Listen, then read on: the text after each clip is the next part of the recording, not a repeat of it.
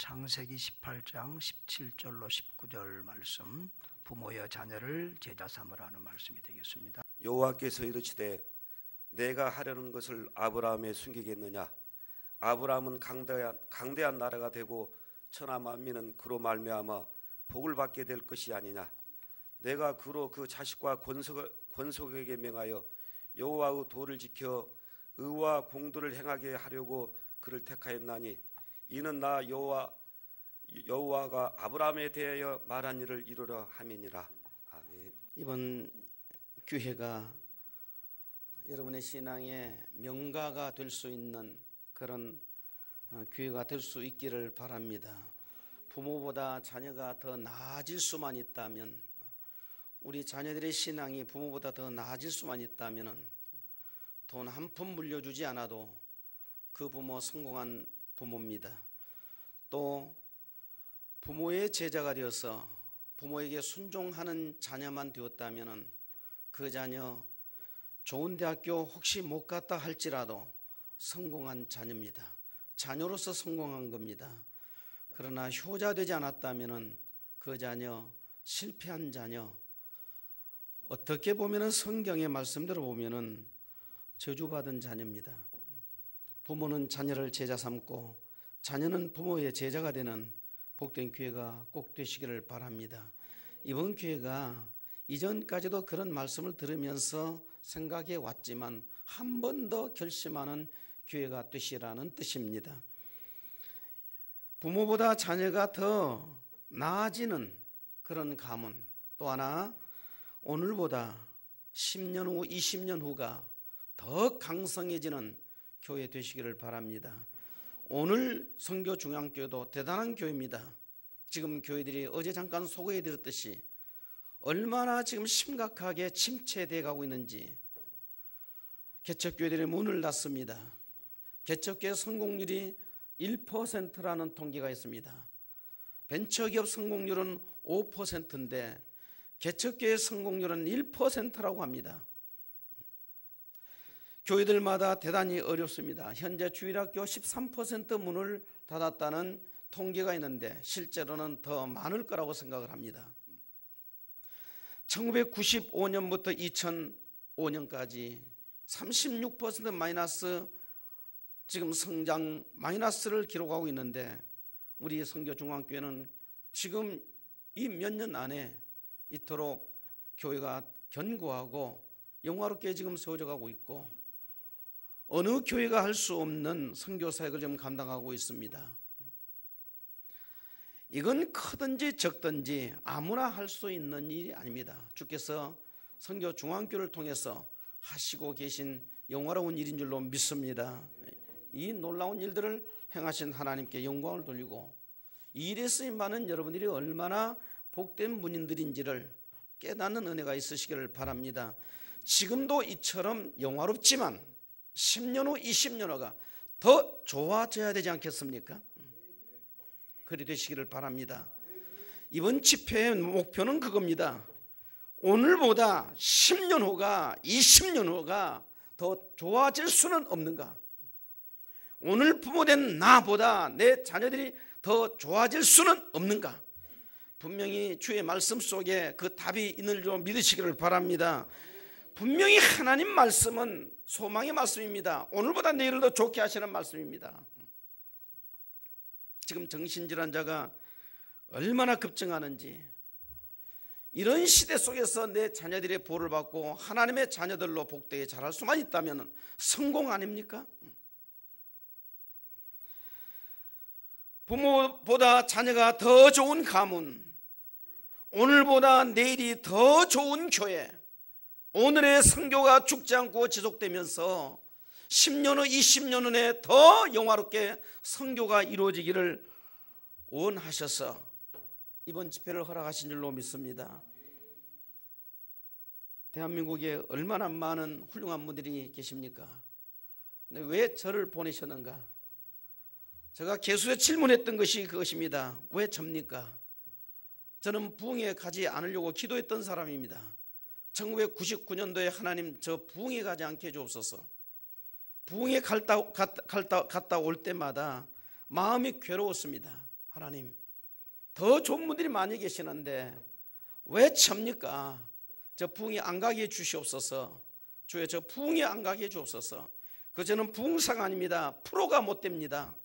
적당하게 설교를 할 수 있는 그런 여유가 없는 목회자일 뿐입니다. 그런 목회자 입장에 보면은 담임 목사님이 훨씬 훌륭합니다. 우리 김영경 목사님의 성교중앙교회에서는 저보다 훨씬 훌륭합니다. 예. 그런데 왜 하필이면 접니까? 그런데 1999년도에 집회를 갔다 올 때마다 마음이 괴로웠어요. 하나님, 집회 안 가게 해주시옵소서. 제게 맡긴 목장, 제게 맡긴 교회에 충실하게 해주옵소서. 저는 제게 맡긴 우리 성도들을 위해서 돌보라고 보냄받은 목사인데 저를 부흥이 안 가게 해주옵소서. 하나님께서 그 기도를 응답하셨습니다. 10년 동안 부흥에 안 가게 됐습니다. 딱 한 번 갔습니다. 그 기도를 하고 우리 목사님의 동기이신 목사님께서 부흥회에 초청을 했는데 제가 거절을 했습니다. 목사님 죄송합니다. 제가 갈 수가 없습니다. 그런데 교육자 수련회를 갔는데 전국 교육자 수련회를 갔는데 선배 목사님이 갑자기 이번에 날짜 다 정해놨으니까 와야 된다고 하시는 말씀에 선배 말씀 들으라고 저는 가르치거든요. 선배 말씀 들으라고 가르친 저로서 그 말씀을 거절할 수가 없었습니다. 우리 목사님 거절하는 것을 미안하게 생각하고 있는 중에 어떨결에 갔습니다. 그게 딱 한 번 가고 10여 년 동안 부흥회를 안 가게 되었습니다. 하나님, 우리 기도, 그런 기도도 들어주시대요. 기도는 응답되는 줄로 믿으시기를 바랍니다. 기도는 반드시 응답됩니다. 10년 동안 부흥이 가지 않게 해달라. 거의 10년 가까운 동안, 물론 부흥 강수도 아니니까 그렇겠지만은 하나님이 그 기도를 들어주셨던 것 같아요. 그런데 제가 이 교육 목회, 이 시대의 다음 세대의 황폐한 이 일들을 지켜보면서 가슴에 양심에 갇히게 생겼습니다. 이 다음 세대를 놔두고 너 가만히 있어야 되겠는가? 내가 가만히 있어야 되겠는가? 그래서 하나님 앞에 그냥 지나가는 말로 기도를 했습니다. 하나님, 제가 부흥회를 가지는 않겠다고 했는데, 그래서 하나님께서 그렇게 응답해 주셔서 지금까지 부흥회를 안 가게 해 주셔서 너무 감사한데, 하나님, 이 쉐마 부흥회 교육, 다음 세대를 위한 교육 부흥회가 있다면 제가 하나님 앞에 순종하겠습니다. 이 기도를 했습니다.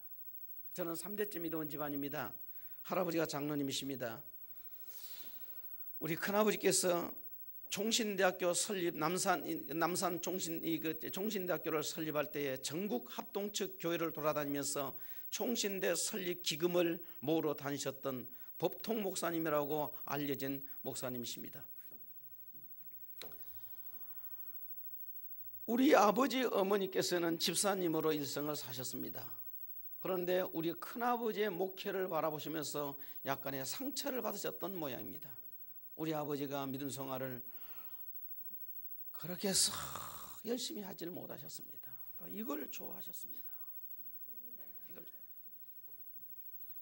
그런데 우리 아버지가 할아버지로부터 받은 재산을 1960년대에 59년도 60년대 그때에 전 재산을 다 팔아가지고 고등학교, 농업고등학교를 세우려고 당시 민주당 국회의원 변 의원이라는 분이 계셨는데 그 의원과 함께, 국회의원과 함께 고등학교를 세우려고 학교법인을 만들고 다 했습니다. 그래가지고 학교법인 만들려고 다 준비를 했는데 5.16이 터진 겁니다. 5.16 군사혁명이 터져버린 겁니다. 그 바람에 우리 집 완전히 거지가 됐습니다. 완전히 거지가 돼서 제가 어렸을 때는 정말 굴에서 살았습니다. 굴에서.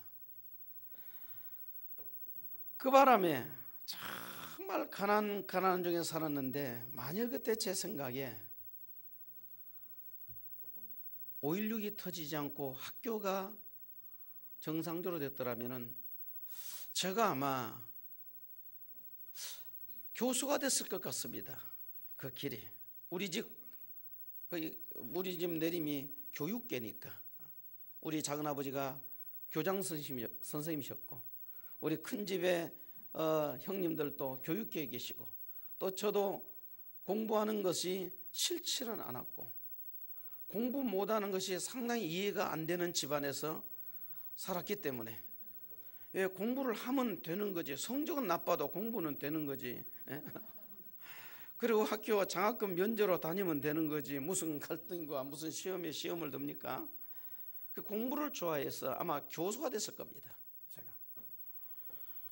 그런데 우리 집안이 고등학교 설립하려고 모든 재산 다 했는데 완전히 다 없어져 버린 거예요. 저 어려서 어렴풋한 기억이, 굴 파가지고 굴 속에 그 거적 깔고 잤던 기억이 납니다. 그런데 하나님께서, 우리 어머니께서 저를 40동이로 막내 7남매 중에 막내로 태어났거든요. 제가 40에, 어머니 연세 40에 제가 태어났습니다. 우리 어머니가 저를 낳으면서 막내는 주의 종에게 주의 종으로 키웠으면 좋겠다, 이 마음의 서원을 하셨던 모양입니다. 마음의 서원을 하는데 돌아가실 때까지 저에게는 너 목사 되란 말을 한 말씀도 안 하셨어요. 혼자 품고 기도만 하셨던 것 같습니다. 그런데 제가 8살 때 꿈을 꿨어요. 목사가 되는 꿈을 꿨어요. 그래서 그때부터 내 꿈은 목사야. 목사가 되는 꿈을 꿔서 목사가 돼요. 어릴 때니까 뭣도 모르니까 하나님은 그렇게 하셨던 것 같아요. 그런데 제가 23살 때 신학교를 가게 됐어요. 신학교를 가고 세상에 교회에서 신학교를 들어가자마자 전도사로 임명을 하는 겁니다.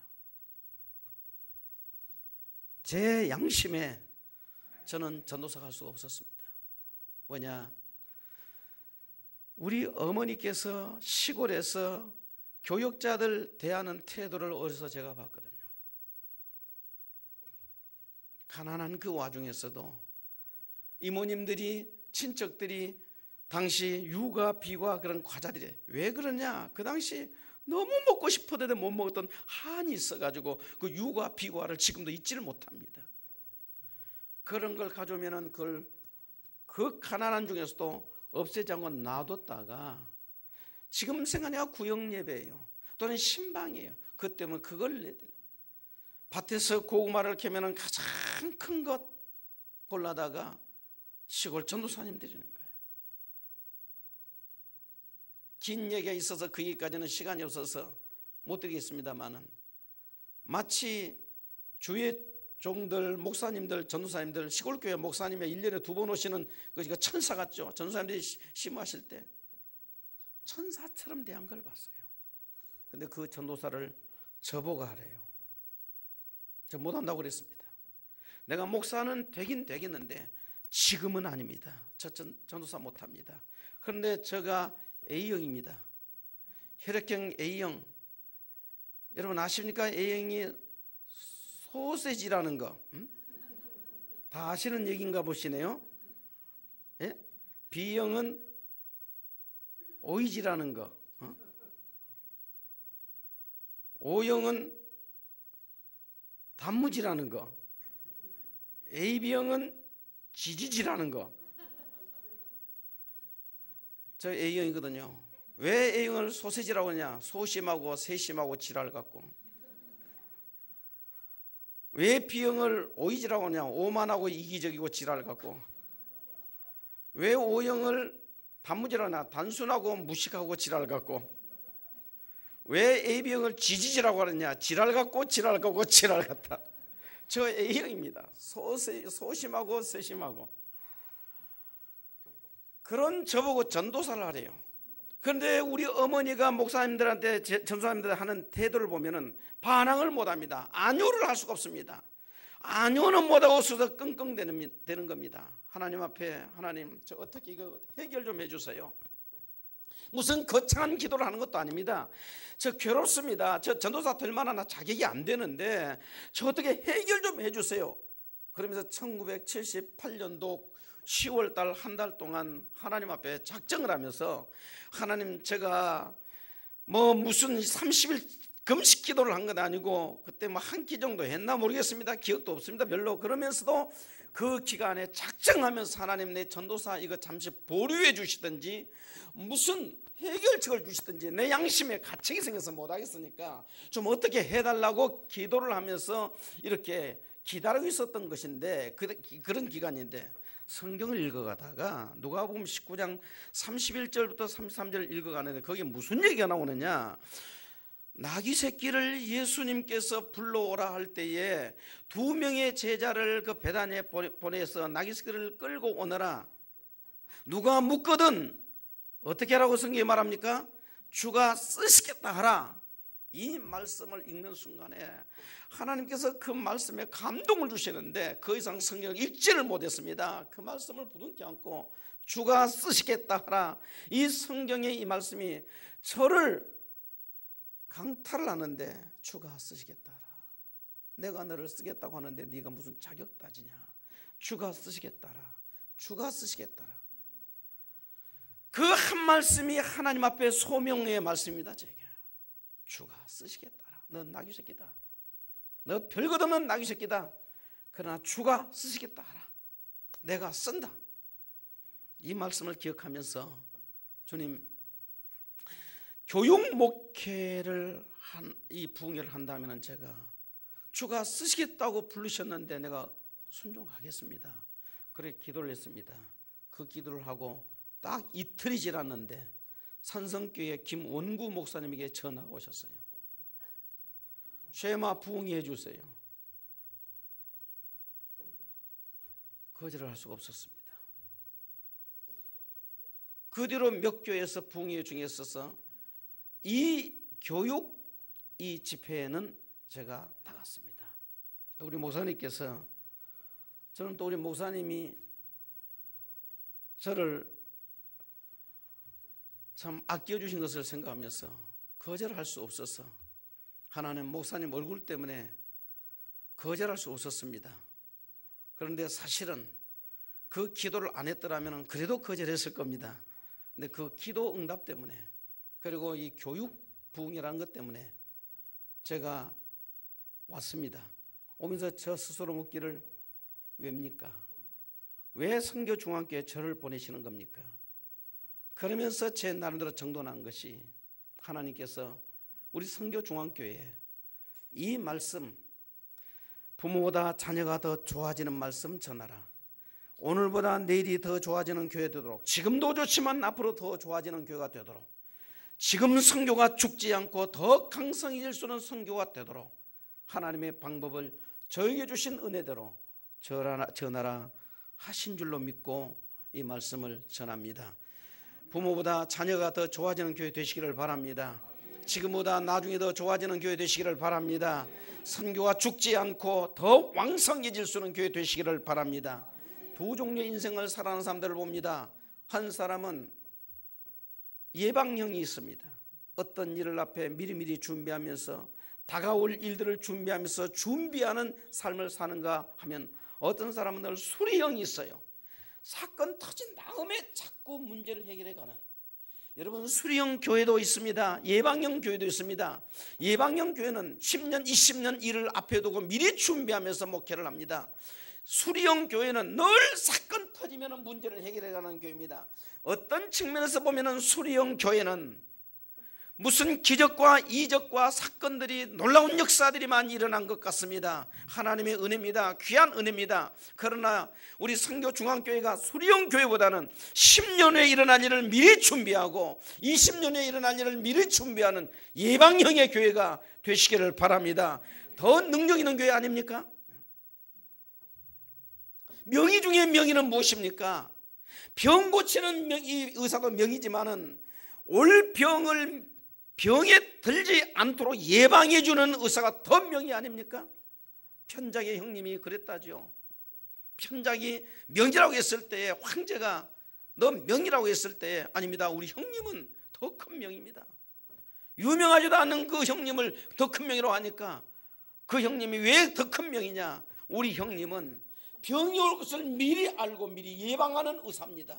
그런데 그런 분들은 무슨 기적이 나타나질 않아요. 미리 예방하니까. 교회들도 여러분 기도해서 병 고쳤다 수리형입니다. 그러나 병나지 않게 하는 교회도 있습니다.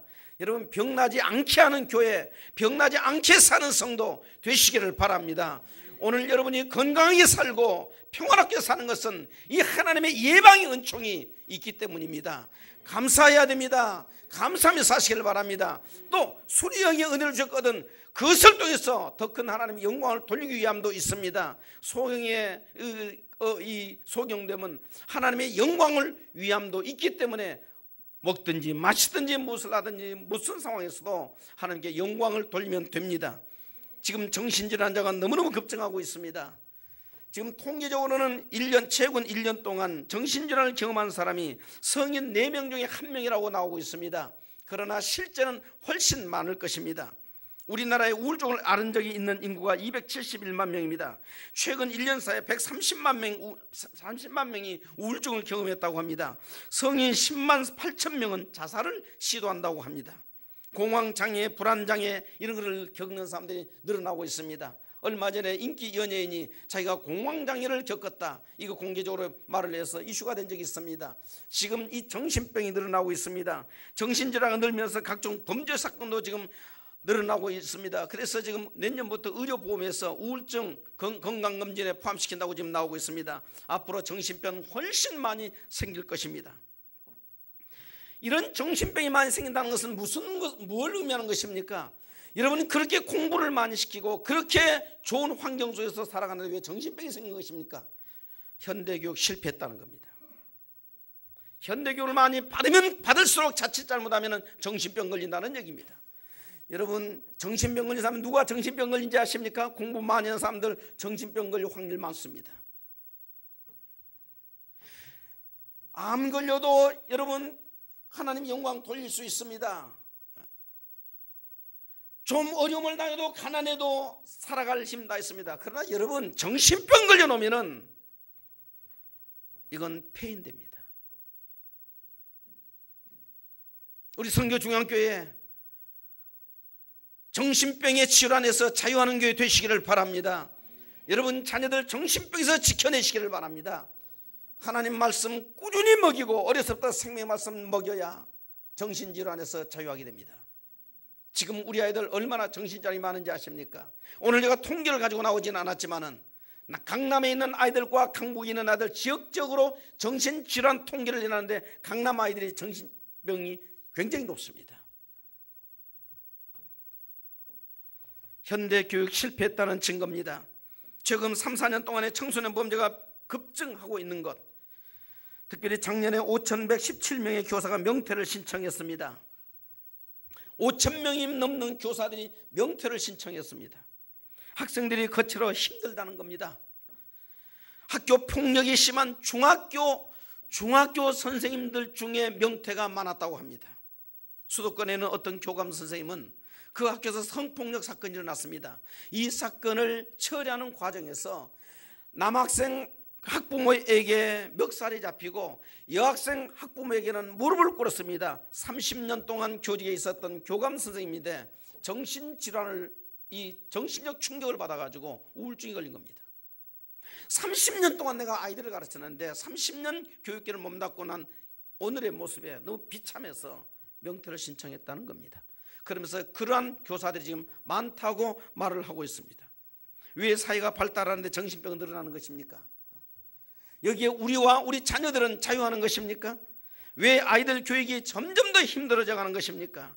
학교 교육은 그렇다 치고 교회가 여러분 이렇게 5만 교회가 가까운 교회들이 있는데 왜 이 사회가 이렇게 정신병이 늘어나는 것입니까? 요즘 주일학교 전도해 보십시오. 아이들이 하는 말이 다 교회 다녔다고 말하고 끊었다고 말합니다. 우리 아이들에게 말합니다. 친구들 전도해라. 제가 지난 주에라도 우리 아이들에게, 주일학교 아이들에게 이제 학교 가면은, 새로 학교 가면은 전도해야 되지 하니까 아이가 뭐라고 하느냐, 우리 반 아이들 다 다녀요.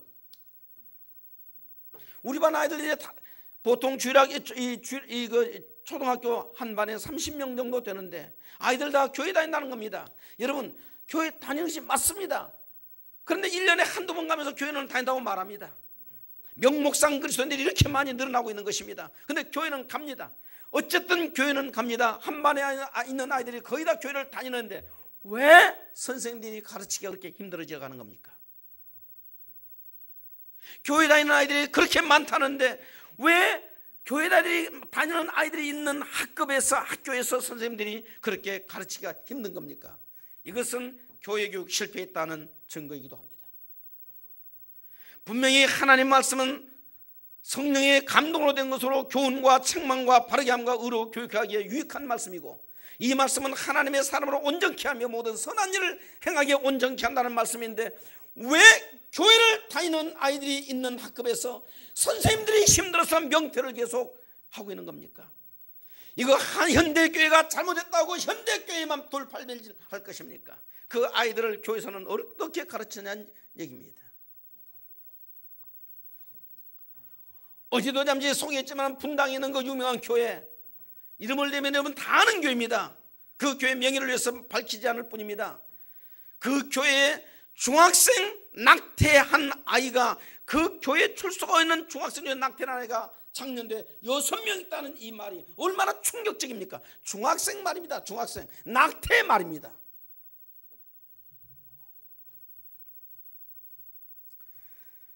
여러분, 우리 사회가 일어난 범죄 사건 중에 의외로 기독교인들이 많습니다.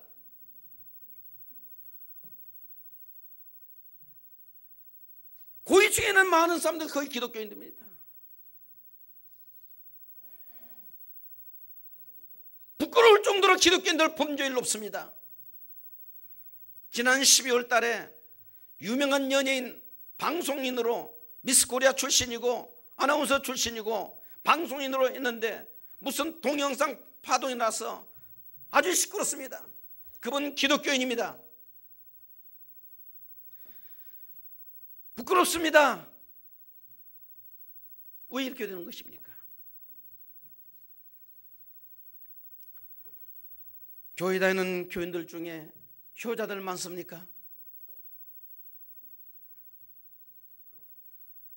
우리 교회 다니는 청년들 중에 부모님 모시라면 기쁨으로 부모님 모실 청년들이 얼마나 됩니까?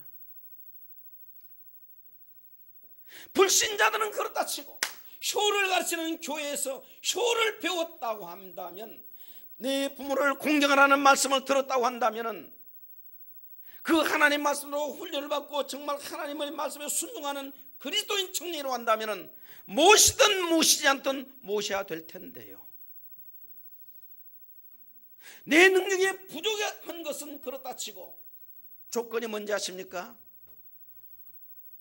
부모님 모시는 거 결혼의 장애 조건입니다.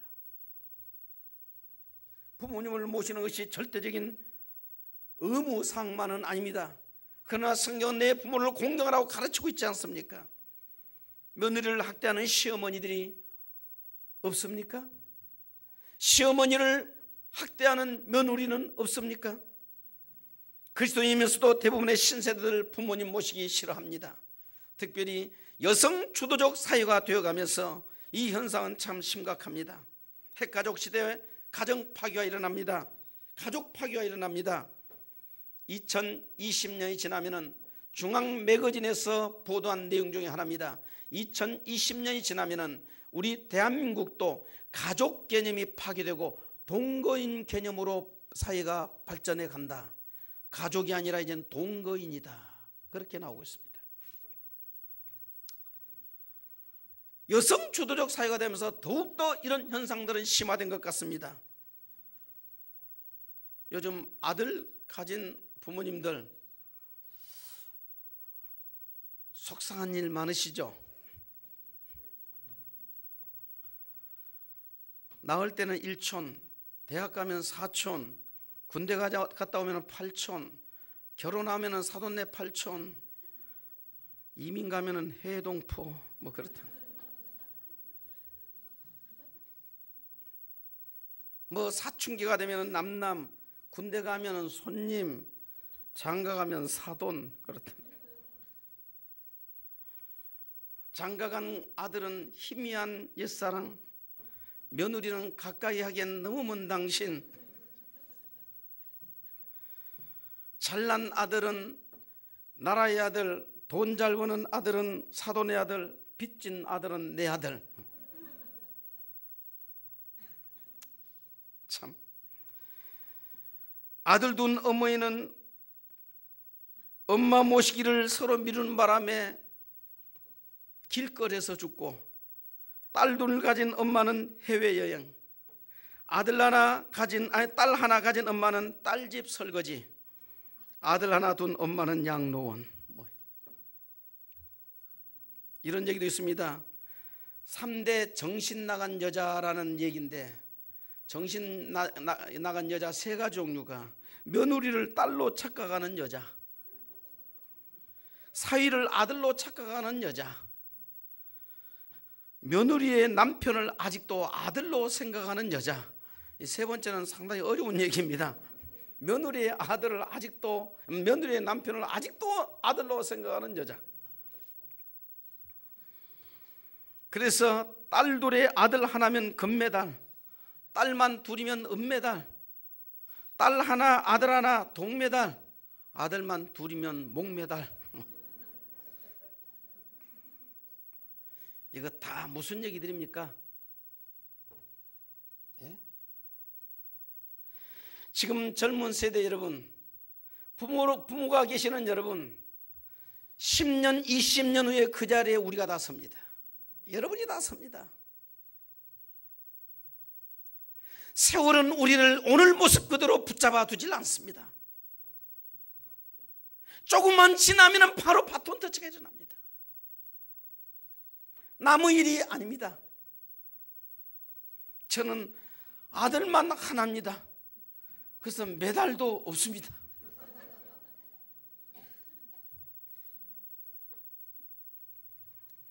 예수님 믿고 교회 다니며 열심히 헌신 봉사하는데 왜 불신자와 같은가? 어쩌면 불신자보다도 못한 일이 얼마나 많은가? 이기적이고 교만하고 천박합니다. 왜 그럴까요? 예수님 안 믿어서 그렇습니까? 그분들 다 예수 믿고 구원의 확신 가지고 있습니다. 그분들 천당 갈 것이라고 저도 의심하지 않습니다. 문제는 천당 갈 하나님의 백성인데 너무 품격 낮은 그리스도인들이 많아져 간다는 얘기입니다. 복음을 전해서 하나님의 자녀가 되긴 했지만 하나님의 교육에 실패한 겁니다. 배운 것이 없는 성도들이 만들어져 가는 것입니다. 여러분 시골에서 배운 데 없는 자식이란 말을 들어보셨지 않습니까? 요즘 그런 말을 잘 쓰진 않지만은 그런 품격 없고 배운 데 없고 막된 사람들을 말하면서 후레자식이다, 후레자식이다. 이 후레자식이란 말이 어디서 왔느냐? 2가지 학설이 있다고 하는데 그 중에 하나가 호로 자식에서 왔다. 다시 말하면은 옛날 청나라에 의해서 고려시대에 그 중국 원나라입니까? 청나라입니까? 조선시대 청나라에 의해서 잡혀갔다가 돌아온 환향녀, 고향으로 돌아온 여자들. 그러니까 조선의 여자들이 그 청나라 오랑캐들에게 잡혀가지고 중국에 갔다가 돌아왔다는 얘기입니다. 돌아왔을 때 아이들을 하나씩 안고 왔을 때 그때에 배운 데 없는 중국 호로 자식이다. 그 말이 후레자식이다, 후레자식이다. 이렇게 발전됐다는 것입니다. 배운 데 없이 제멋대로 자라 교양과 품격이 없는 사람들을 부르는 말입니다. 하나님의 교육을 잃어버리고 하나님의 교육을 받지 않냐는 그리스도인들이 자칫 잘못하면 이런 품격 낮은 그리스도인들이 될 수 있는 것입니다. 교회 교육에 실패하면 그래야 되는 것입니다. 우리 아이들이 예배에 예가 없습니다. 예배에 의가 없습니다. 그래서 버릇없는 그리스도인들이 많이 나타나는 것입니다. 천당은 가나 이 땅에서 빛과 소금의 품격 높은 하나님의 백성들 선민의 모습을 드러낼 수가 없는 것입니다. 교회는 하나님의 말씀을 가르치는 것입니다. 교회 교육은 하나님의 말씀을 자자손손 대대로 가르치면서 그 하나님의 백성들을 의의 백성으로, 성숙한 백성으로 교육해야 될 책임이 있는 것입니다. 그런데 왜 몸부림치며 하나님 말씀을 가르치는데 성도들의 삶은, 인격은 변화되지 않는가? 이 부분은 하나님의 방법을 놓쳐버려서 그렇다. 여러분, 교회가 성경 가르치지 않습니까? 다 성경 가르칩니다. 성경을 가르치고 하나님 복음 예수 그리스도 닮으라고 말합니다. 여러분, 예수 그리스도를 어떻게 닮아야 되는 겁니까? 하나님의 방법으로 하나님의 백성들을 교육해야 되는데 세상 방식으로 하나님의 백성들을 가르쳐버린 바람에 하나님의 방법을 놓쳐버렸기 때문에 교회 성도들이, 우리들이 품격 낮은, 어떻게 보면 버릇없는 그리스도인이 되어버린 것입니다. 이 하나님의 교육 방법은 하나님께서 아브라함 가문을 통해서 정확하게 드러내셨습니다. 그래서 여러분, 예수 그리스도를 믿으면 우리는 구원을 받습니다. 그러나 하나님의 선미 교육 방식을 가지고 우리는 교육받아야 됩니다. 디모데후서 3장 14절에서 17절까지 말씀, 너는 배우고 확실한 일에 거하라.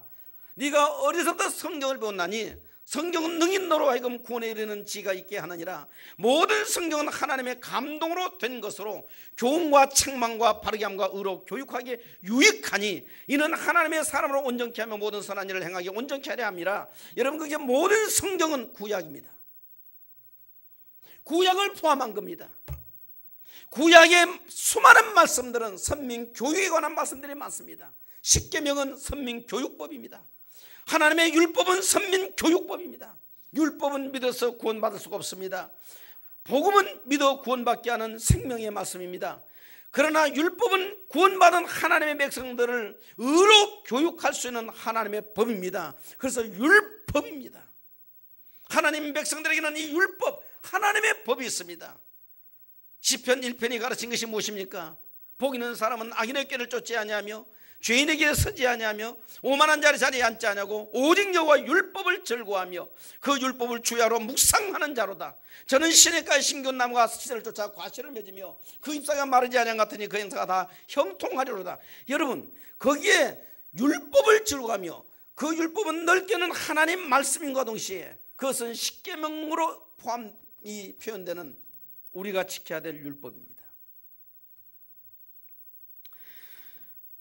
아브라함을 통해서 하나님은 이 하나님의 선민의 삶을 정확하게 보여준 것입니다. 하나님께서 아브라함을 통해서 하나님의 방법을 보여주셨습니다. 우리는 지금 아브라함 방식을 놓쳤다는 겁니다. 하나님이 아브라함을 통해서 나타내셨던 하나님의 선민 교육법을 놓쳐버린 겁니다. 그리고 하나님의 백성들을 세상적 방식으로 지금 가르치고 있는 것입니다. 세상적 방식으로, 성경을 세상적 방식으로 가르친 겁니다.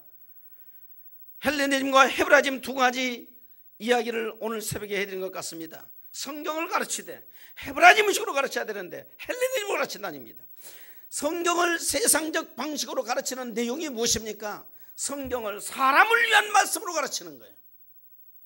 이 말씀 믿어라, 순종해라, 너 복받는다. 너 복받기 위해서 이 말씀 믿어라. 너 복받기 위해서 이 말씀 순종해라.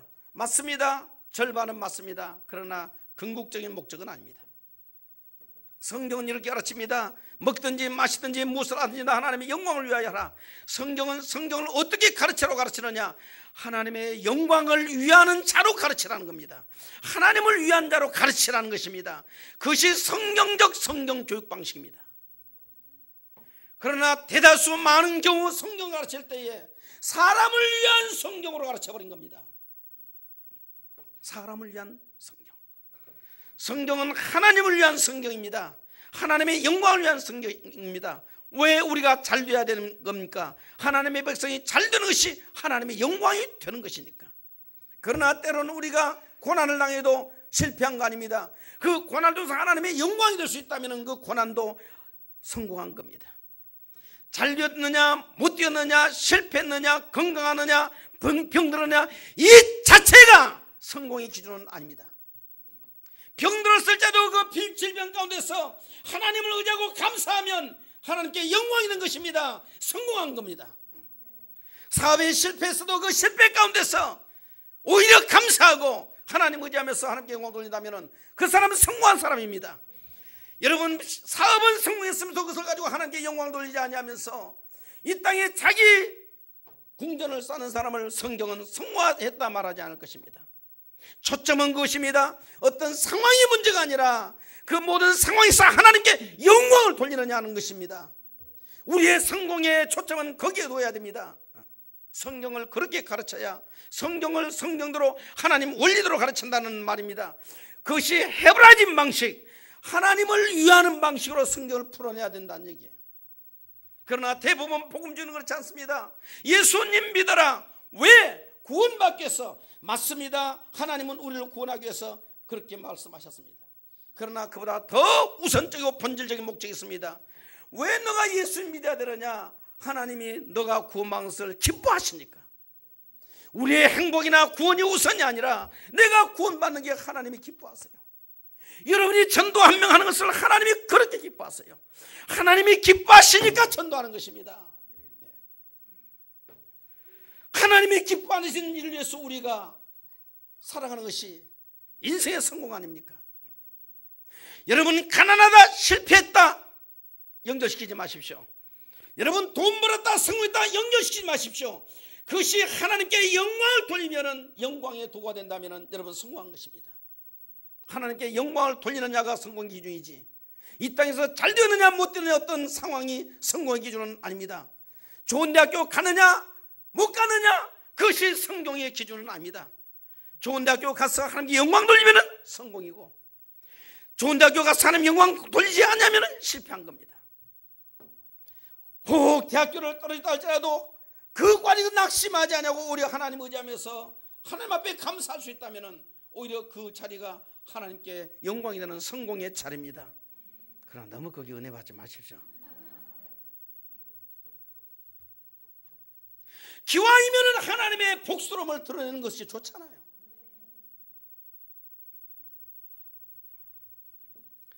하나님께서 아브라함에게 가르치신 하나님의 교육 방식입니다.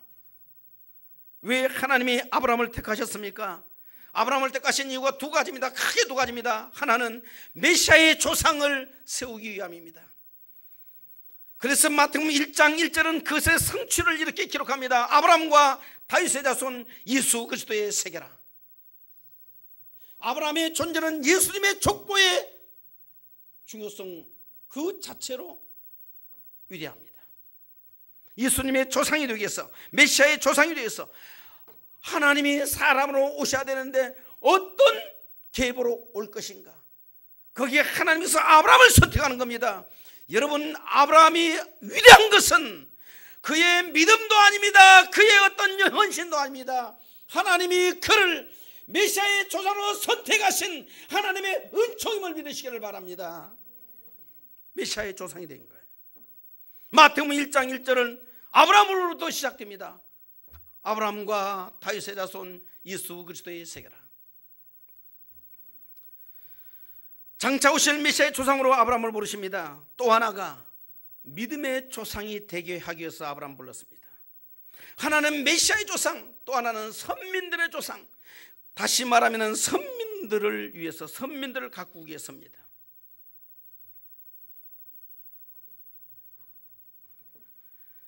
분명히 아브라함은 모든 민족의 조상일 뿐만 아니라 믿음의 조상입니다.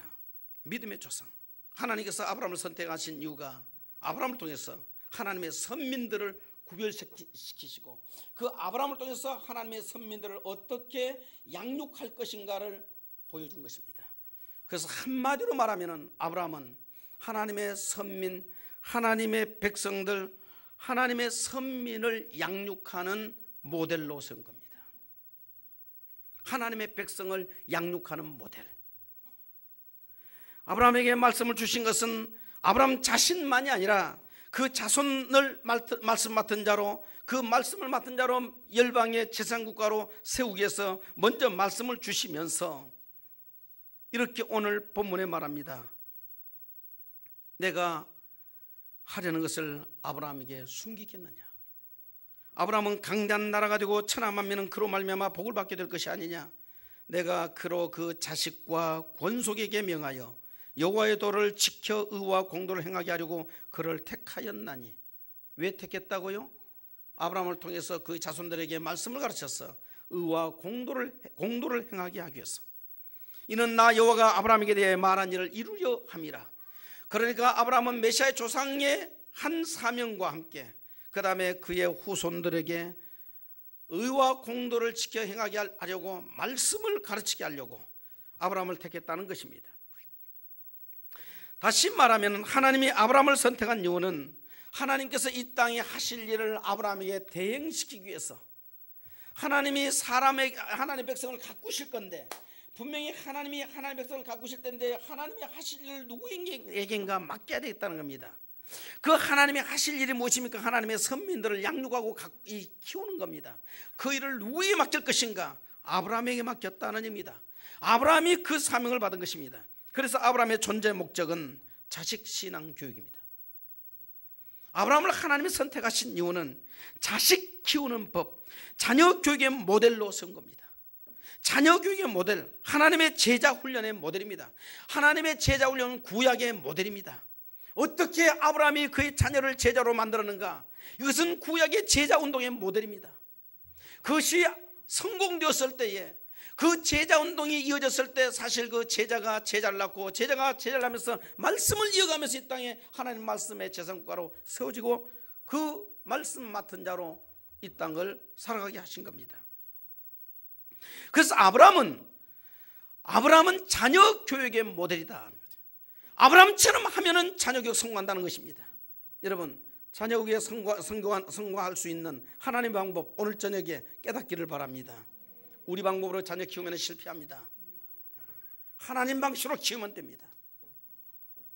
저도 저 나름 방식대로 해보려고 한 부분 중에 실패한 부분이 있습니다. 그러면서 하나님이 또 역사하신 방법이 있습니다. 자녀 교육은 정말 내 마음대로 안 돼요. 이병철 회장이 했던 말 아시죠? 다 했는데 세 가지 안 되더라. 하나는 미원 안 되더라. 두 번째, 골프 안 되더라. 세 번째가 자식은 내 마음대로 안 되더라. 저 아이도 골프가 안 되는 모양입니다. 자식이 안 되더라. 그래서 지금 이명희 씨, 이건희 씨 소송 사건이 나오고 지금 참 이슈가 되지 않습니까? 셋째 아들을 후계자로 설 수밖에 없는. 그런데 그 이건희 씨도 자식만은 안 되었습니다. 2007년도에 뉴욕에서 이윤영 아이 뉴욕 아파트에서 자살했죠. 이건희 씨가 가장 사랑했던 딸, 2천억에 가까운 유산을 남긴 딸 자살했습니다. 부모의 가슴에 태모찌고 죽었습니다. 실패한 겁니다. 삼성그룹 세계적인 그룹을 만들었을지 모르지만 이건희 씨 실패한 부분입니다. 딸을 지키지 못했잖아요. 부모가 딸을 지키지 못했잖아요. 어쨌든 아브라함처럼 자녀 교육하면 성공하게 될 줄로 믿으시기를 바랍니다.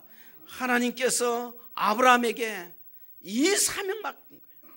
아브라함은 대단히 중요한 사명을 가지고 나왔는데, 하나는 메시아의 조상, 또 하나는 가족, 자녀 교육의 사명. 오고 오는 세대에 하나님의 방법, 자녀 교육법을 너가 보이라는 것입니다. 하나님께서 아브라함을 믿음의 조상으로 세웁니다. 여러분, 믿음의 조상이라는 것은 믿음의 자손이 있어야 믿음의 조상이 나온 것입니다. 이 땅에 믿음의 사람들은 많아요. 신앙인은 많아요. 믿음의 조상은 그리 많지 않습니다. 자식이 믿음이 좋아야 믿음의 조상이 되는 거 아닙니까? 나 혼자 예수 믿고 자식들이 믿음이 없다, 믿음의 조상이라 말을 못합니다. 그 사람은 믿음의 사람일 뿐입니다. 그런데 아브라함은 믿음의 조상입니다. 하나님께서 아브라함을 세우신 이유가 그거예요. 너 믿음의 조상이 되어라. 여러분, 선교중앙교회 모든 아버지들, 어머니들, 믿음의 조상들이 되시기를 바랍니다. 여러분, 돌아가실 때 마지막 운명 자리에서 믿음의 자손들을 보면서 나 믿음의 조상이 되었구나, 하나님께 영광 돌리며 돌아가시기를 바랍니다. 믿음의 조상으로 돌아가시라는 말이에요. 믿음의 조상. 하나님께서 이 믿음의 조상을 만들기 위해서 하나님이 몇 가지 하신 일이 있습니다. 여러분, 하나님께서 아브라함을 부를 때 75세에 불렀습니다. 75세에 갈 때 우르에서 불러서 가나안 땅을 약속합니다. 왔습니다. 아들 준다고 약속합니다. 근데 13년이 지나도 10년이 지나도 알이 나오지 않습니다. 이스마엘 낳습니다. 이스마엘은 너의 시간이다 말합니다. 여러분, 몇 년 만에 아들 나왔습니까? 25년 만에 이삭이 나왔습니다. 여기에서 우리는 무슨 생각을 해야 됩니까? 아들을 제자로 삼는 것은 쉬운 일이 아니다. 갈대아 우르를 떠나는 믿음만 가지고도 자식 교육은 쉬운 게 아니다. 본토 친정 아버지를 떠나라는 말에 순종할 수 있는 믿음이라고 한다면 웬만하면 자식 교육 잘 시킬 수 있잖아요. 하나님 보실 때는 아니야. 너가 본토 친정 아버지를 떠날 만한 믿음이 있다 할지라도 자식 키우는 것은 그 믿음 물량 가지고는 안 돼. 너가 자식을 믿음의 제자로 삼켜서는 더 준비해야 돼. 더 준비해야 돼. 전적으로 너가 하나님을 의지하는 믿음을 갖추고 있어야 돼. 그 사건을, 이 믿음을 주기 위해서 하나님께서 25년이라는 세월을 지체하신 겁니다. 정말 너 하나님 믿느냐? 나를 전능한 하나님을 네가 믿느냐? 전적으로 하나님을 믿는 하나님의 믿음의 사람이 자식을 믿음의 자식으로 키울 수가 있습니다. 우리 자식 믿음의 자식으로 키우지 못한 이유가 뭡니까? 부모가 믿음이 없어서 그렇습니다.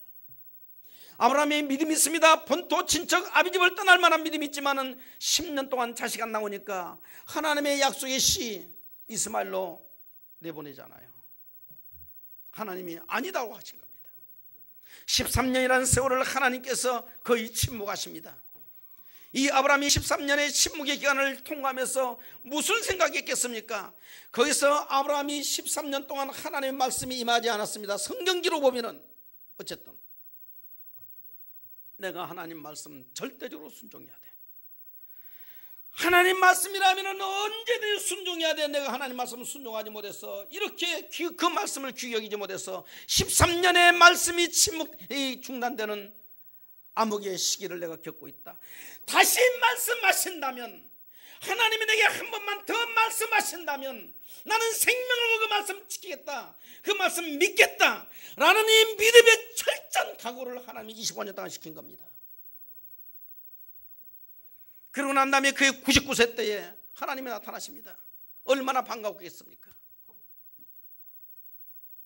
하나님이 나타나서 아브라함아, 이제 내가 이맘때 사라에게서 아들을 줄 것이다. 이름을 이삭이라.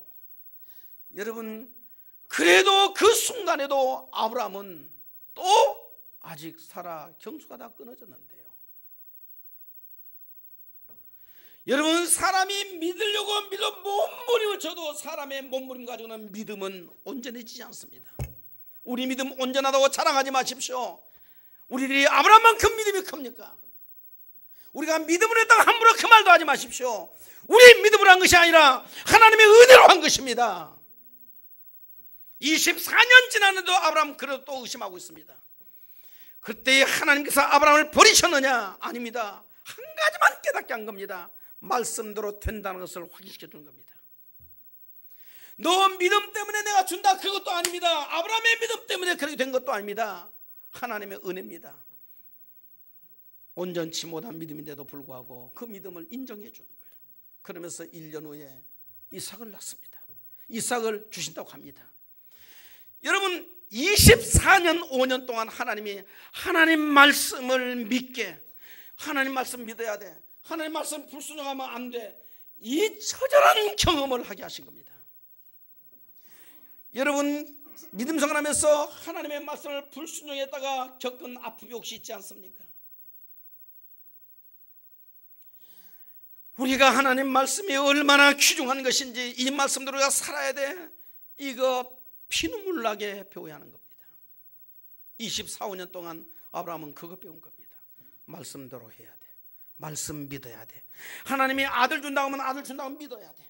하나님이 하라면 그대로 순종해야 돼. 하나님은 전능하신 하나님이야. 하나님의 말씀은 위대하셔. 이 말씀 버리면 안 돼. 이 말씀 바꾸면 안 돼. 이스마엘로 바꾸면 안 돼. 하나님 말씀은 그대로 해야 돼. 25년 동안 이 한 가지 아브라함을 훈련시킨 겁니다.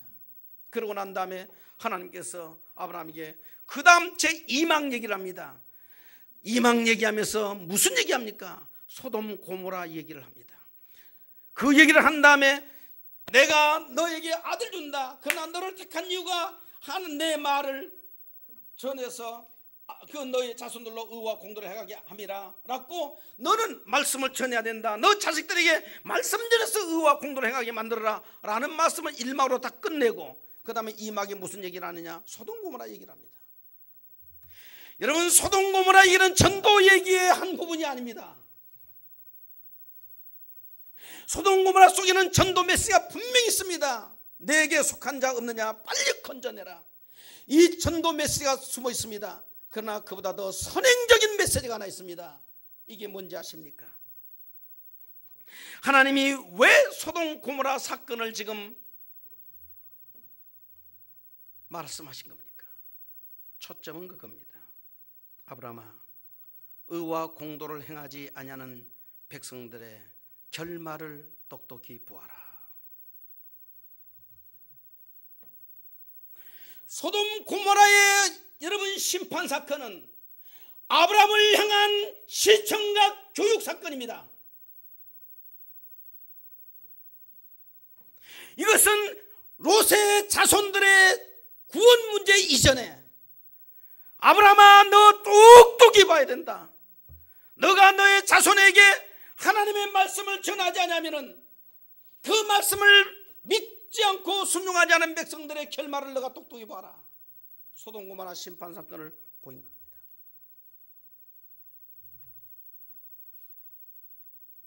너의 후손은 소돔 성의 백성처럼 망하면 안 된다. 아브라함이 거기에 하나님께 기도합니다. 하나님, 50명 의인이 있다면 소돔성 심판하시겠습니까? 심판 안 하마. 45명은요 내가 사하마. 40명은요 사하마. 30명요 20명요 10명요 10명만 있어도 내가 이성 사하마. 무슨 말입니까? 의인이 없다는 겁니다. 이건 아브라함의 평생에 새겨질 메시지입니다. 평생에. 아브라함아, 너의 자손들이 하나님의 말씀을 떠나면 이렇게 망한다는 겁니다. 지금 우리 세대, 우리 다음 세대 하나님의 말씀 따면 이렇게 똑같이 망한다는 겁니다. 이렇게 하나님의 말씀을 떠나면서 하나님을 떠나면 반드시 망한다는 겁니다. 무슨 축복 얘기입니까 지금? 아브라함이 자식을 주시기 1년 전에 이 소돔과 고모라 사건을 똑똑히 보여주면서 아브라함아, 너 똑똑히 봐야 돼. 네가 내 자녀에게 하나님 말씀을 가르치기 실패하면 너의 자녀도 이 성처럼 망하게 될 것을 너는 기억해야 된다. 이게 평생의 아브라함의 가슴에 그려져 있는 하나님의 메시지입니다. 두 가지입니다. 내 말대로 너 해야 돼. 내가 너에게 씨 준다고 했는데 왜 그 말 믿지 않았느냐? 25년의 세월을 통해서 내가 너에게 가르친 것은 내 말대로 된다는 것이다. 나는 전능하신 하나님이라. 또 하나가 말씀대로 순종하지 아니하면 심판당한다. 이거 가르쳐라. 그걸 가르치면서 천사 둘을 보냅니다. 그리고 아브라함을 생각하사 롯을 건져냅니다. 아브라함을 생각하사. 그런데 그 소돔성에 들어간 롯은 자녀교에 실패했습니다. 두 딸도 믿음이 시원치 않았습니다. 불신결혼을 시키려고 했습니다. 예수님 믿지 않은, 하나님을 경외하지 않은 그 사이들 보십시오. 심판 얘기하니까 농담으로 이겼더라. 결국 그 딸들도 믿음이 없어서 그 후손들 암몬과 모압이라는 지옥스러운 역사를 만들어내지 않습니까? 여러분, 우리 자녀교육 실패하면 우리 후손이 이런 지옥스러운 역사가 계속됩니다. 이게 나무 얘기가 아닙니다. 심판당하든지 지옥 역사가 계속된지 그렇습니다. 하나님이 이걸 막기 위해서 아브라함에게 소돔성 사건을 보신 겁니다. 우리 선교중앙교회 후세들에게 이걸 막아주기 위해서 이 말씀을 전하게 하신 것입니다. 우리 선교중앙교회 다음 세대들은 소돔 고모라의 심판당하지 말라는 겁니다. 예수님을 믿어도 엉터리 믿어서 모압과 암몬 같은 자손 되지 말라는 것입니다. 지금은 축복 얘기할 때가 아닙니다. 이 세대를 봐도 축복 얘기하는 것은 그건 가짜입니다. 지금은 경고할 때입니다. 이렇게 하나님을 멸시하며 기독교를 개독교라고 말하는 이 시대 앞에서 더 이상 무슨 축복이 필요한 것입니까? 여러분, 한 영혼의 구원도 하나님께 영광이지만은 죄인이 심판받는 것도 하나님의 영광입니다. 두렵고 두려운 시대를 우리가 바라보고 있으면서 하나님의 말씀의 권위와 하나님의 능력을 나타내지 아니한다면 교회는 희망이 없는 겁니다. 하나님이 그 두 메시지 가슴에 새깁니다. 아들을 받았을 때 8일 만에 할례 베풀어라, 그냥 잘라버립니다. 여러분, 이것은 그냥 나온 행위가 아닙니다. 한 번도 안 해본 내 아들의 생식기를 자르라는 그 말에 어떻게 순종합니까? 그냥 자릅니다. 그 뒤로부터는 아브라함은, 여러분 창세기 21장 이상이 나온 이후에 아브라함의 행적을 한번 살펴보십시오.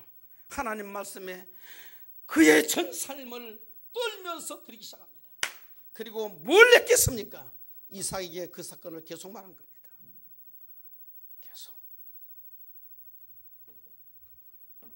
그 결과 사랑하시는 여러분, 아브라함이 가정교회에 성공했다는 그 열매가 창세기 22장이 나옵니다. 하나님이 아브라함이 말씀합니다. 아브라함아, 내 사랑하는 아들 독자 이삭을 내가 명하는 산에 가서 드려라, 번제로 드려라. 여러분, 25년의 세월, 그리고 그 당시 아브라함 이삭의 나이가 25세쯤 됐다는 연구가 있는데, 그렇다면 여러분 적어도 50년의 세월이 지난 후에 아브라함의 가슴에는 아들을 드리라 해도 드릴 수 있는 믿음이 생겨난 겁니다. 거기에 여러분 아브라함이 이유 의논도 없이 하나님 앞에 아들을 데리고 모리아 산장에서 3일길을 걸어갑니다. 이 3일길의 기간이 얼마나 기막힌 비수의 기간이겠습니까? 아들이 묻습니다. 아버지, 불과 검은 있는데 채무로도 있습니까? 이 말만큼 그 아브라함의 발걸음을 돌이킬 수 있는 시험거리가 어디 있습니까? 그때도 아브라함은 흔들림이 없습니다. 50년 세월 동안에 하나님의 말씀의 능력을 봤어요. 그럼 믿었습니다. 하나님이 죽은 자 가운데서 살리실 줄로 믿어버렸어요. 전능하신 하나님이시니까. 그는 두 가지 믿었습니다. 하나님 말씀을 순종해야 한다는 것, 그 다음에 하나님의 능력을 믿었어요. 주께서 준비하시리라. 그리고 모리아산에 데리고 올라갑니다. 여러분, 종들과 함께 갔다가 모리아산 정상에 올라갈 때는 종들을 산중턱에 놔두고 이삭과 아브라함 단둘이만 올라갑니다. 위대한 헌신은 구경거리가 돼서는 안 됩니다. 여러분, 교회 헌신하고 떠들지 마십시오. 다 헛것입니다. 교회 봉사하고 떠들지 마십시오. 다 헛것입니다. 아브라함은 그렇게 헌신하지 않았습니다. 가장 위대한 독자를 드리는 헌신 현장에 어떤 구경꾼도 배제했습니다. 사람이 알아주기를 거절했습니다. 하나님만 보기를 바랐습니다. 그의 지성소이기 때문에 그렇습니다. 몇 년 전에 저 이런 동영상 봤습니다. 참고사항일 뿐입니다. 성남에서 정말 목회를 훌륭하게 하셨던 난 목사님 돌아가셨습니다. 그러다 깨어나셨습니다. 아시면 아실 것입니다. 박용규 목사님이라고 성남고등학교 설립자입니다. 5,000명이 넘는 목회를 하신 분입니다. 천당적을 보고 오셨습니다. 그분 합동층 목사님입니다. 신비주의 아닙니다. 그런데 하나님이 그분에게 하나님께서 특별한 그런 은혜를 주셨던 것 같아요. 천당 갔습니다. 다 앞에 일어나고 당신 집 보여달라고 하니까 안 보면 좋을 텐데. 여러분 궁금하지 않겠습니까? 내 집이 천국이 얼마나 됐는데, 그분이 신학생도 많이 키우고, 그분이 정말 목회도 크게 하고 학교도 세우고, 그런데 천국에 상이 많이 있을 줄로 생각했는데 기대보다 너무 초라하더란 겁니다. 주님 왜 이렇습니까? 너 세상에 다 받았지 않냐? 너 세상에 다 받았지 않냐? 이 한마디가 얼마나 충격적이겠습니까? 그러면서 하나님께서 아직 너에게 더 기회를 줄 테니까 돌아가라 하더랍니다. 그러면서 말씀하시기를, 대한민국은 은퇴한 목사님들을 천대하더라. 너가 가서 은퇴한 목사님들 섬기다 오너라. 그래서 그분이 남양주 화도에 은퇴 목사님 실버타운을 만들고 70명 정도 은퇴한 목사님 모시고 섬기다가 작년 재작년에 돌아가셨습니다. 재작년인 것 같습니다. 저 그 얘기 듣고 충격을 받았어요. 근데 이게 그분 얘기가 아닙니다. 마태복음 6장 여러분 아십니까? 바리새인들 나팔부며 선전했을 때 하나님 예수님 뭐라 말씀하십니까? 저희는 이미 저희 상 다 받았느니라. 교회에서 일하고 떠들지 마십시오. 사람이 기대하지 마십시오. 상없습니다. 저도 성경이 진리라고 한다면 사람에게 알려고 하는 것은 하나님과는 관계가 없습니다. 헛수고입니다. 오히려 진리의 사람들은 저에게 영광을 돌리지 마시옵소서, 저에게 영광을 돌리지 마옵소서, 하나님께 영광을 돌리시옵소서. 시편 115편의 다윗의 기도를 어떻게 보면 절규에 가까운 기도를 들어보십시오. 헛되지 않은 삶을 위해서 사람에게 영광을 돌리지 마소서, 사람에게 영광을 돌리지 마소서, 하나님께 영광을 돌리게 하소서. 여러분, 교회에서 어떤 헌신도 어떤 봉사도 은밀하게 하셔야 됩니다. 사람이 하라고 칭찬하는 것을 두렵게 생각해야 됩니다. 열심히 일하고 왜 없애버리는 것입니까? 그 말을 듣고 저 충격받았습니다. 나도 상 얻겠구나. 차라리 내 아내가 상 받겠다. 교회에서 보면은 사모님들은 별로 인정 못 받아요. 왜? 거리잖아요. 말거리잖아요. 그거 보니까 그런 것 같아요. 제 생각에 나는 상 없어도 내 아내는 상 많겠다. 오늘 제 아내가 왔기 때문에 이런 얘기를 아부하는 겸해서 지금 이렇게 하고 있는 겁니다. 근데 진짜입니다. 그때부터 저도 그 기도를 시작했습니다. 하나님, 저에게 영광을 돌리지 마옵소서. 내 한평생 얼마 남지 않은 한평생 내 왜 내 이 땅에서 영광 취하다가 주님 앞에 갔을 때에 비참해야 됩니까? 이건 지혜가 아닙니다. 은밀하게 하십시오. 은밀하게 하시기를 바랍니다. 아브라함은 여러분 그 위대한 아들을 드리는 헌신의 현장에 어떤 관람객도 용납하지 않았습니다. 그래서 아브라함입니다. 그래서 아브라함의 헌신이 위대한 겁니다. 하나님이 그것을 보고 말한 겁니다. 이제야 네가 나를 경외한 줄 내가 아노라. 아브라함의 그 헌신의 믿음과 함께 그 자리에 너무너무 감동적인 장면이 무엇입니까? 아버지가 죽으라고 하는 그 자리에 자식이 아버지의 말에 죽기까지 순종하는 그 모습, 그게 제자입니다. 믿습니까? 그렇게 내 자녀들이 부모에게 순종할 수 있겠는가라는 문제입니다. 내 아이들이 교회 가졌을 때 아무런 이유를 달지 않고 교회에 가죠. 하나님이 너를 바치러 간다. 어떻게 해요? 성경편들 하면은 큰 식가를 가지고 너 여기 탁 잘라내서 들고 탁 잘라내 들고 들어간다. 아버지, 요즘 좀 나이가 드시더니 어떻게 치매가 오셨습니까? 사실 번제란 게 그거잖아요. 이상이 너무 잘 알고 있는 겁니다. 그런데 아버지의 명령에 순종하는 자녀, 이게 제자입니다. 이들을 제자라고 하는 것입니다. 이런 제자가 아니면 일꾼 수준입니다. 교회 일꾼은 많지만 제자는 많지 않습니다. 그리스도의 목표는 제자입니다. 제자가 되시기를 바랍니다. 그를 하나님이 영화롭게 쓰십니다.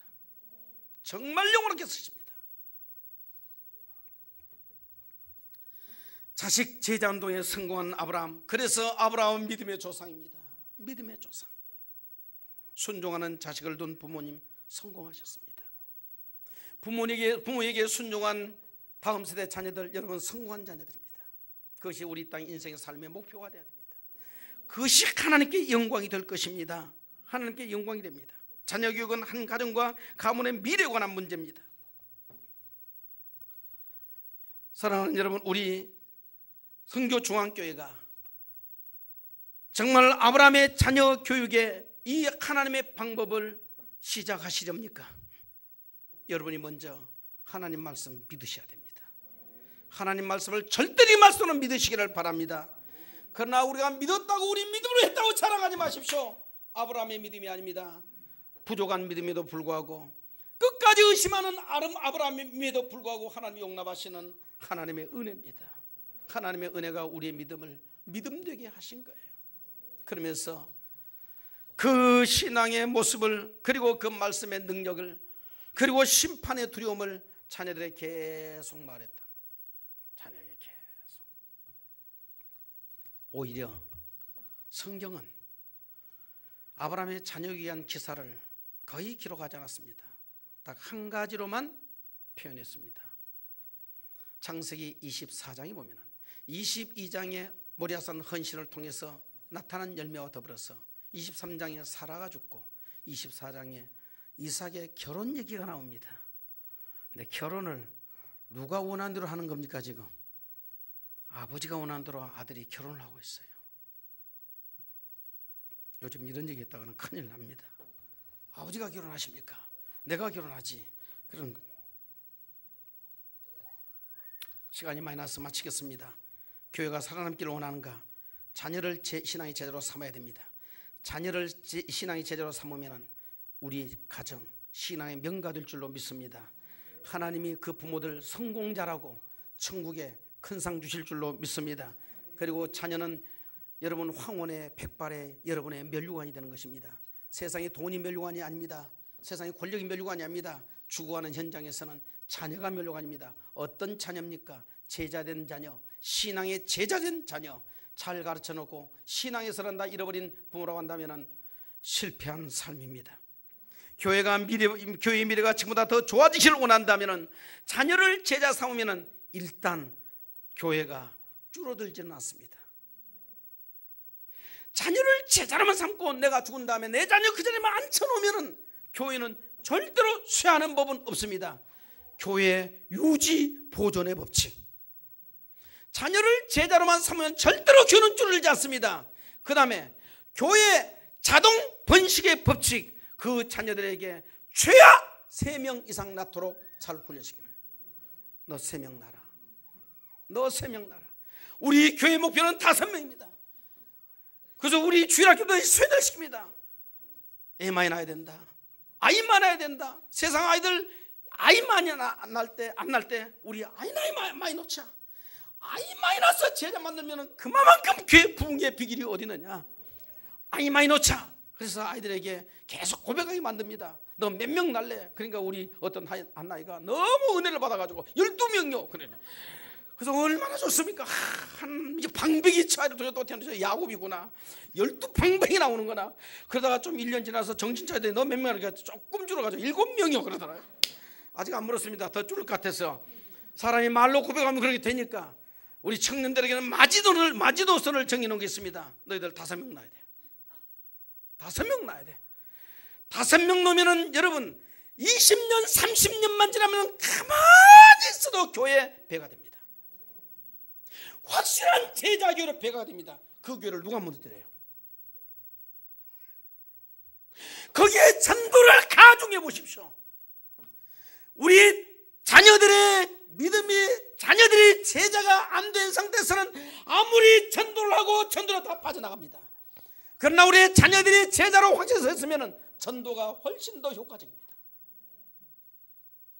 10년, 20년, 30년 후에 여러분이 전도 한 명 안 해도 배가 될 수 있는 교회 되시기를 바랍니다. 이것이 오늘 얘기하는 여러분의 역사적 사명입니다. 저 어른들은 이미 늦었어요. 그래서 청년들에게 무지개 강조합니다. 그리고 마지막 하나의 구호를 외치게 하다. 우리는 이 일을 위해서 자녀를 제자 삼고 자녀를 많이 낳아서 하나님의 교회를 번성시키고 보존시키고 번성시키기 위해서 우리는 가정을 위해서 순교한다. 열방을 위해서도 순교하는데 내 가정을 위해서 왜 순교하지 못하느냐. 순교하는 마음으로 산 순교자로 20년만 살아라. 너가 결혼해서 산 순교자로 열방을 향하여 순교하는 그 마음 가지고 내 가정 내 자녀를 위해서 산 순교자로 20년만 살아라. 너의 50대 60대 70대 너의 인생 후반부가 영화로울 것이다. 그리고 그때 너가 5명씩만 나와봐라. 사위 며느리에서 10명이 너의 울타리가 될 것이다. 너의 멸류관은 10개다. 이게 공허한 얘기입니까? 교회가 살고 가문이 사는 것은 자녀를 제자 삼고 그 자녀가 다 살아나는 것입니다. 많이 낳는 것입니다. 무엇들 하십니까? 빨리 애를 낳으셔야죠. 우리 부모님들 기도해야 됩니다. 우리 아이들 아이 많이 낳을 수 있는 마음으로 감동시켜 주옵소서. 가정을 위하여 순교하게 주옵소서. 가정을 위해서. 여러분, 이라크 한복판에 사막에 피를 뿌리는 것보다 더 값진 것은 하나님이 내게 주신 여호와의 기업을 위해서 순교하는 것, 주의 제자로 세우면서 순교하는 것, 산순교로 내 가정과 자녀들을 위해서 살아가는 것, 얼마나 더 값집니까? 30년 전만 해도 청산과부가 있었습니다. 어쩌다 정말 젊은 나이의 남편이라도 그 우리의 어머니들, 할머니들은 결혼하지 않고 자녀를 위해서 살았습니다. 가정을 위한, 자녀들을 위한 순교자들입니다. 그 세대가 오늘 우리들입니다. 그 청산과부 우리 할머니, 어머니들의 고난의 눈물의 순교가 오늘 우리들을 남긴 것입니다. 우리의 시대는 가정을 위한 순교 신앙이 사라진 것입니다. 그래서 교회가 다음이 없는 겁니다. 선교 중앙교회 가정을 위한 순교 신앙이 회복되시기를 바랍니다. 우리 다음 세대 가정을 위해서 순교하는 신앙 회복하시기를 바랍니다. 여러분, 남은 세대 영화롭습니다. 가정을 위해서 20년만 시집가고 장가가서 부모를 위해서, 교회를 위해서, 가정을 위해서 순교하는 마음으로 산다면 여러분의 50대, 60대, 70대가 영원할진데, 그러나 그 기간에 교회와 하나님 교회와 가정을 위해서 삶을 드리지 않냐고, 여러분의 삶을 위해서 어떻게 드린다면 여러분의 인생 끝부분, 인생의 황혼기가 너무 쓸쓸해집니다. 그리고 하나님 앞에 갔을 때 부끄럽습니다. 자녀를 제자 삼고 그 제자된 자녀가 다음 세대를 번성시키는 그런 축복의 교회 되시기를 축원합니다. 우리 기도합시다.